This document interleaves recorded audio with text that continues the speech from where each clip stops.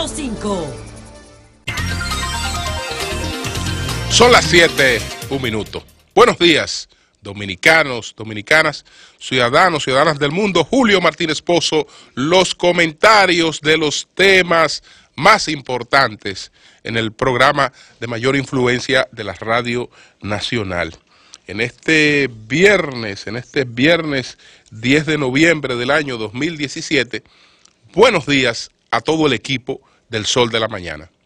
María Elena Núñez, Víctor Gómez Casanova, Oli Matos, Anibel Carrosario, Pablo Maquine, Eury Cabral, José La Luz, Melton Pineda, Don Amaury Saibar, nuestros distinguidos colegas de 5 a 7 de la mañana.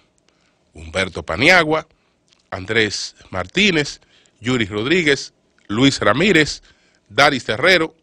En Santiago de los Caballeros, Ramón Paulino, así late la ciudad corazón. Manuel González Manegonte, nuestro catedrático del sector agropecuario. Rafael Díaz, nuestro cronista deportivo. Helen Gil, nuestra productora. Sonia Patiño, nuestra coordinadora. Buenos días a Joa Bernal y a todo el equipo de Señales TV.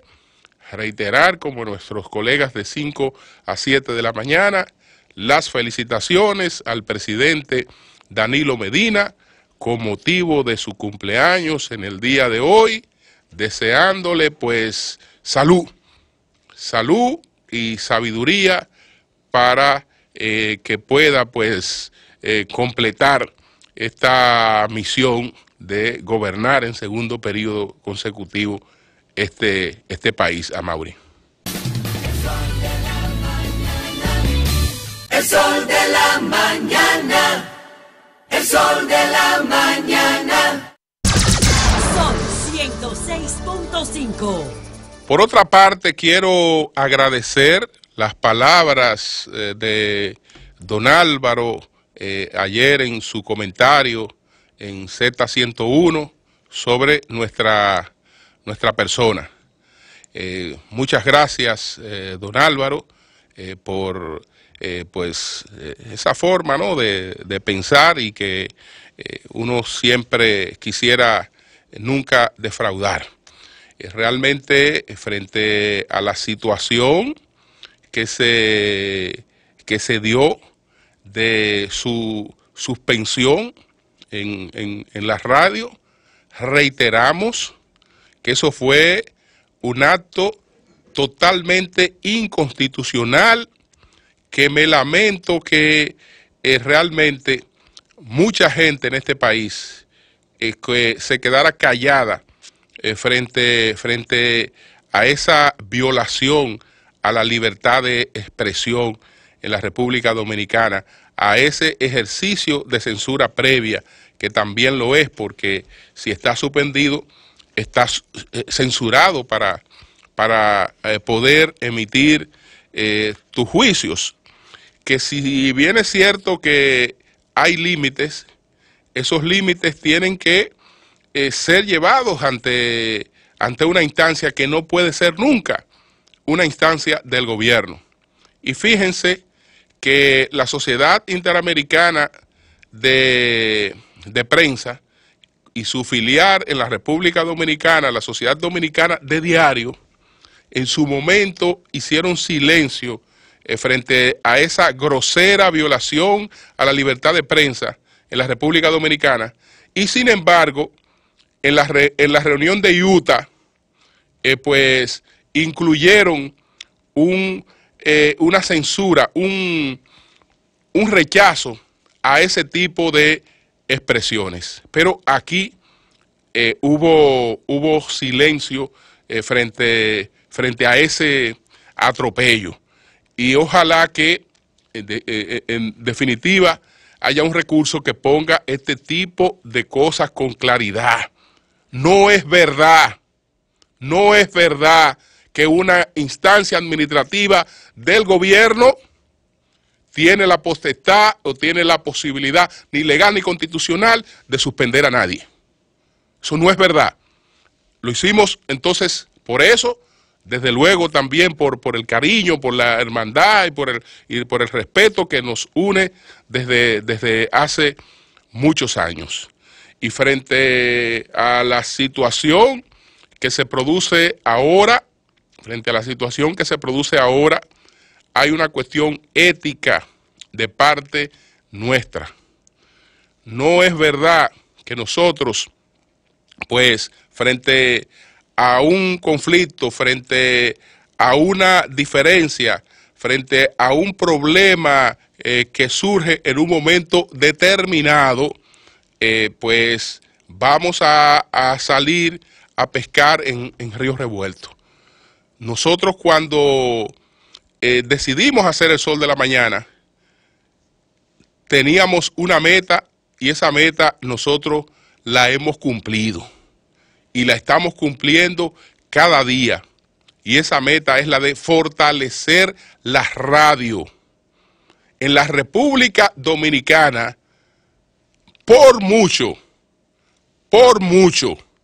Cualquier estrategia de comunicación tiene que arrancar por la radio, porque en la radio se hacen en la República Dominicana los programas de mayor influencia, de mayor rating y de mayor incidencia en la vida de los dominicanos. Entonces, con esa fortaleza de la radio estamos nosotros comprometidos. Por lo tanto, nunca hemos tenido la misión de debilitar a nadie. Incluso, en principio, antes de que el nombre fuera Sol de la Mañana, siempre el nombre nuestro estaba relacionado con el sol, pero estaba relacionado con el sol no solo por la emisora Sol 106.5, sino porque el sol sale para todos, y con ese criterio hemos venido a trabajar. Es decir, todos tenemos la oportunidad de trabajar, de tener nuestra cuota importante de mercado, de tener nuestra incidencia, cada quien que haga su trabajo, y en definitiva eso fortalece a la radio como la principal opción de comunicación en la República Dominicana, y creo que eso nos beneficia a todos los que estamos en esta actividad. Así es que nuestro deseo de que cualquier situación, pues como primera instancia, sea pues superada.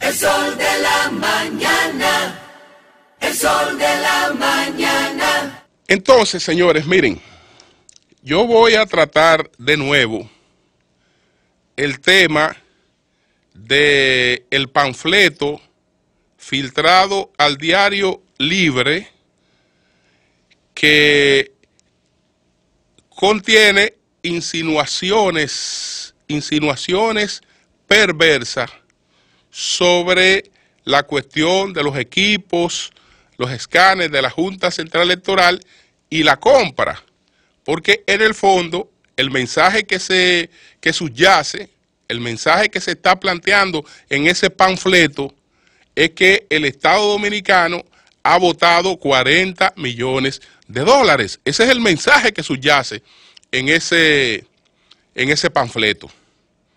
Ahora, ¿por qué retomo el tema? Por dos cosas. Primero, por las declaraciones de ayer del presidente de la Junta Central Electoral, y segundo, por lo que ha ocurrido en el día de hoy con el periódico El Diario Libre. Ayer dijimos que el periódico Diario Libre, como un periódico donde se hace periodismo profesional, cuando ofreció la información de la filtración que tenía de este panfleto, debió en el background decir quién era la persona que estaba ofreciendo esas informaciones. Y no podía obviar en el background que esa persona había renunciado de la Junta Central Electoral, y que después de renunciar de la Junta Central Electoral fue al programa de Alicia Ortega y denunció y dijo que había sido maltratado y humillado por el presidente de la Junta Central Electoral. Es decir, que al recibir una filtración como esa, no podía obviar en el manejo informativo el dato de que quien la estaba suministrando era una persona con prejuicios y resentimientos. No tenía el periódico que decir que era una persona prejuiciada y resentida, solo con reseñar que esa persona había tenido conflictos con el presidente de la Junta Central Electoral. Ya pues la gente sabía que quien estaba hablando era una persona que cualquier información habría que recibirla con cuidado. Y el primero que debió darle un manejo más cuidadoso a esto fue el propio presidente de la Junta Central Electoral, el doctor Julio César Castaño Guzmán, que me extraña mucho que un hombre tan prudente y sabio como él, un hombre con esa sabiduría y esa prudencia que caracterizan al doctor Julio César Castaño Guzmán, esté opinando como si este panfleto fuera un documento oficial, porque se supone que si él no lo filtró, y eso no lo ha conocido el Pleno, entonces el presidente de la Junta Central Electoral, aunque es vocero del Pleno y es vocero de la Junta, pero él es vocero de las cosas que ya han sido conocidas y decididas. Esto, lo que ha habido aquí es un chisme, es una filtración de un documento. Eso no fue oficialmente la Junta no ha dicho que oficialmente entregó ese documento al Diario Libre. No, ha habido una filtración con la intención de hacer daño. Bueno, pues en el día de hoy, el periódico Diario Libre nos complace y hace lo que dijimos ayer. El titular de hoy: técnico tuvo diferencia con la antigua gestión de la Junta Central Electoral. Y entonces explica esas diferencias. El informe técnico de la Dirección de Información de la Junta Central Electoral, que pone en tela de juicio el funcionamiento de los equipos de registro de concurrentes y de escrutinio de los votos usados en las pasadas elecciones, lo dirigió un funcionario que hace 6 años tuvo agrias diferencias con la pasada gestión del organismo. Claro que eso hay que decirlo. Es para que la gente se forme su propio criterio. No es ocultar nada. No es ocultar nada, es decir, diga todo lo que ese panfleto dice, pero agréguele el dato de quién es esa persona para que la gente sepa que todo lo que está planteado ahí tiene que tomarlo con un granito de sal, porque no es un tipo independiente, ni es un tipo preocupado por esos equipos, no, un tipo lleno de resentimiento. Entonces, tan afectados por esos resentimientos. Señores, usted sabe lo que es decir, atreverse a decir, como se insinúa, como se dice en ese panfleto, que supuestamente la empresa Indra tenía el control de los cómputos en la Junta Central Electoral. Pero este señor sale de la Junta Central Electoral porque donde está Roberto Rosario como presidente no pueden haber 2 presidentes. Y cuando él fue y le dijo a Roberto Rosario, usted escoge entre Franklin García o yo, él se está comportando como si él fuera el presidente de la Junta Central Electoral. Y desde luego que tuvo que irse porque no podían haber 2 presidentes. Y él se fue. Y de ahí es que sale para el programa de Alicia Ortega a hablar todo lo que habló. Entonces, ¿ustedes creen, señores? ¿Ustedes creen que un hombre que la Embajada de los Estados Unidos, la Embajada de la Unión Europea, van a llenarlo de presión porque no lo deja que se inmiscuyan en cuestiones del registro civil?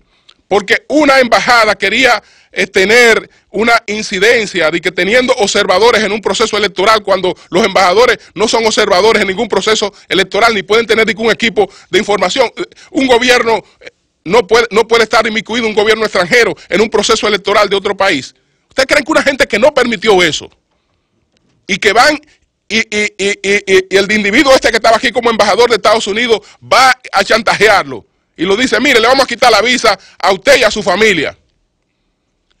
Coño, y le quitan la visa a él, por la honorabilidad con la que se maneja ¿Ustedes creen, coño, que va a ir, de que un equipito de una empresa extranjera a dirigir cómputo ahí?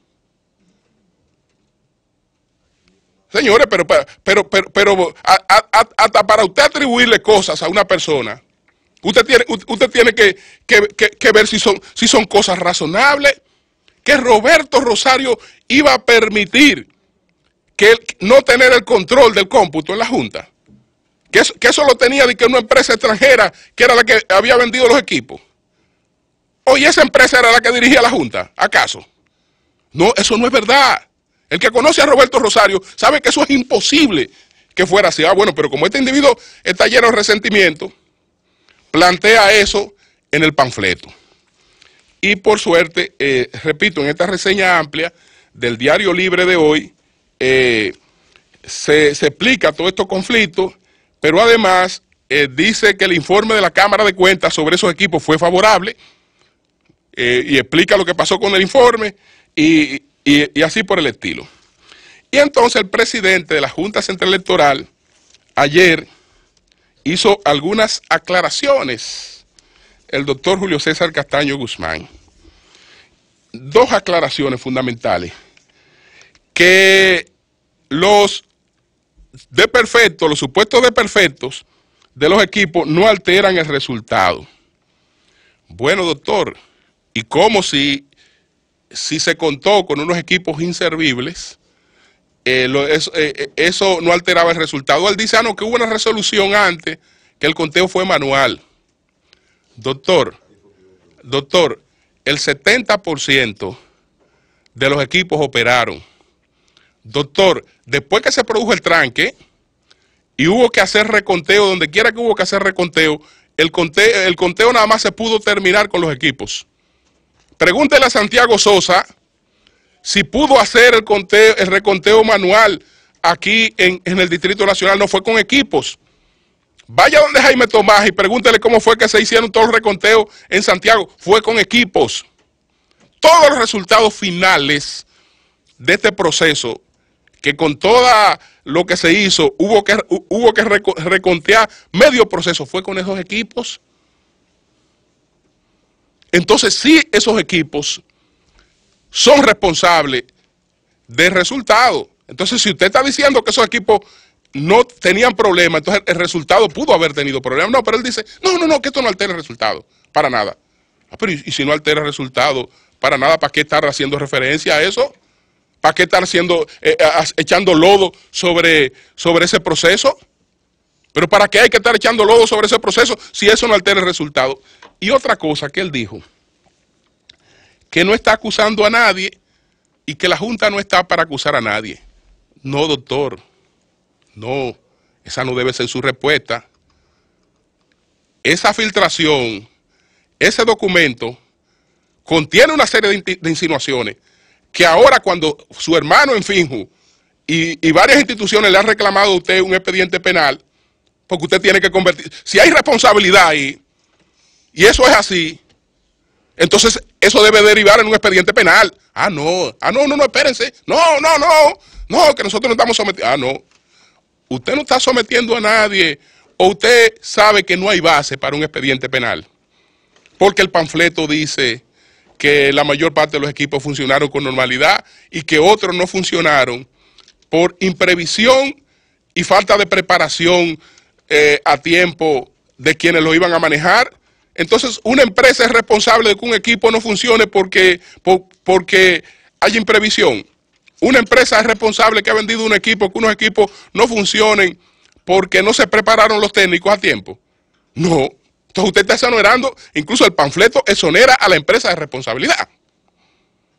Eso lo hace el panfleto. Entonces, en el fondo, usted coge el informe de la Cámara de Cuentas donde dice que en ese contrato no hubo ninguna irregularidad. Y entonces coge el propio panfleto y dice, pero no hubo irregularidad. Y el panfleto dice que la mayor parte de los equipos funcionaron y que los que no funcionaron fueron por imprevisión y falta de preparación. Entonces, ¿dónde está la posibilidad de un expediente penal? No la hay. Sí, pero lo que sí había era la oportunidad de dejar eso ahí, porque aquí ahora todo el mundo va a repetir que se robaron los cuartos de los equipos. y que lo que estamos planteando otra cosa estamos encubriendo y que esto que lo otro, porque esa es esta sociedad. Nadie tiene argumento para rebatir lo que yo estoy diciendo, pero es muy fácil pues enlodar. Ahí vi a dos senadores ayer, entre ellos Wilton Guerrero, que es un loco que a todo lo que pasa le entra, sin meditar absolutamente nada, creyendo que eso le da un posicionamiento. No, te pone como un individuo que está ahí, que dispara contra cualquier cosa, hasta contigo mismo. Porque uno de los cuestionamientos que tiene Roberto Rosario y que le hizo el PRM es que tú no ganaste. Es decir, él está acusado, entre otras cosas, el PRM dice que tú no ganaste. ¿Por qué? Porque en los resultados que se ofrecieron la noche de las votaciones, tú estabas abajo y perdiendo. Entonces después que tú ganaste. Pero ese individuo está acusado por el PRM de que tú ganaste con fraude. Y entonces, lo primero que tú haces cuando te pasa una cámara por el lado es dirigirle un ataque. Y entonces, señor, ¿y qué políticos son estos? ¿Tú crees que un país puede llegar a ninguna parte con ese tipo de gente? El sol de la mañana. El sol de la mañana. Bueno, ayer se aprobó el presupuesto por parte del Senado de la República. Entonces, el presupuesto fue aprobado tal y cual fue enviado en 2 lecturas consecutivas. El aspecto del planteamiento que hizo el gobierno para limitar la exoneración de los diputados a $100,000 fue eliminado. Si eso fue eliminado, quiere decir que las cosas se quedan como estaban. Y además quiere decir que la otra propuesta que está promoviendo la Cámara de Diputados se quedará para después, porque para poder materializar esa propuesta tienen que ponerse de acuerdo tanto el Senado como la Cámara de Diputados, y como el Senado en su aprobación no incluyó esta propuesta y declaró esto de urgencia, ahora pasa que la Cámara de Diputados tiene el compromiso también de acelerar la aprobación del presupuesto, y como ya los senadores en 2 lecturas consecutivas cumplieron su misión, eso le monta presión a la Cámara de Diputados y probablemente este aspecto entonces haya que discutirlo posteriormente. Entonces eso es lo más trascendente de esta parte, porque resulta que era uno de los elementos, ¿no?, que había caracterizado este debate sobre el presupuesto. Entonces, señores, miren, hay una decisión que se ha anunciado que limita los beneficios de los operadores de el gas licuado de petróleo. Hay incentivos que han sido pues eliminados. Incentivos a importadores de gas licuado de petróleo irán a mitigar los daños. El Senado aprobó la eliminación de la resolución 365 de BIS del Ministerio de Industria y Comercio y MIPYMES, que daba varios beneficios a las empresas importadoras de gas licuado de petróleo GLP. La referida resolución incrementó en $47.50 a 60 por toneladas métricas el precio de paridad de importación PPI que beneficia a las empresas importadoras de ese carburante. Esto estamos hablando de un margen de beneficio de los importadores de gas licuado de petróleo. Fíjense que el gobierno, si bien es cierto que decidió lo de mantener la separación de la venta del gas y de la gasolina, con esta medida tumba uno de los estímulos para buscar la unificación. Porque en el fondo también los gasolineros, para llamarle de alguna manera a los vendedores de combustibles líquidos convencionales, los gasolineros, estaban un poquito atraídos por unos márgenes que ellos decían que tenían los importadores de gas, y ellos querían participar de esos márgenes. Y el gobierno, entonces, ahora viene eliminando parte de estos márgenes, es decir, que se hace menos atractiva el negocio del gas licuado de petróleo.